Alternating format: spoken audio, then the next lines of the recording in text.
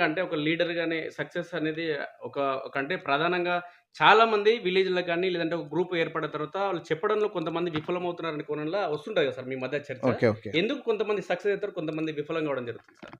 అయితే ఇక్కడ ఉన్నటువంటి సమస్య ఏంటి సార్ అంటే, బిజినెస్‌లో ఉండేటటువంటి అవకాశాలను కరెక్ట్‌గా వాడుకోలేక కొంతమంది తెలిసి తెలవక గూడా హ్మ్. ఈ విధంగా సమస్యలనేది ఎదుర్కోవడం అనేది జరుగుతా ఉంది. అందుకే మేమేం చేస్తూ ఉంటాం సార్ అంటే, మీటింగ్ మనం మీటింగ్‌లో చెప్పేది ఏముంటది సార్ అంటే, త్రిబుల్ ఈ పాటించమని చెప్తా ఉంటాం. ఈ త్రిబుల్ ఈలలో ఏముంటది సార్ అంటే, మొదటి ఈలలో ఏముంటది సార్ అంటే, ఈయన కాస్తో కూస్తో ఎడ్యుకేటెడ్ అయ్యి ఉండాలి.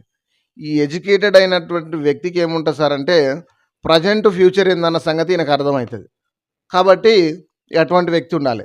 రెండో ఈల ఏముంటది సార్ అంటే, ఈయన కొంచెం ఎకనామికల్‌గా ఉండాలి. ఎకనామికల్‌గా ఎదగాలనే కసి, పట్టుదల ఉన్నోడై ఉండాలి. మూడో ఈల ఏముంటది సార్ అంటే, ఎక్సైట్‌మెంట్ ఉన్న వ్యక్తి కావాలి.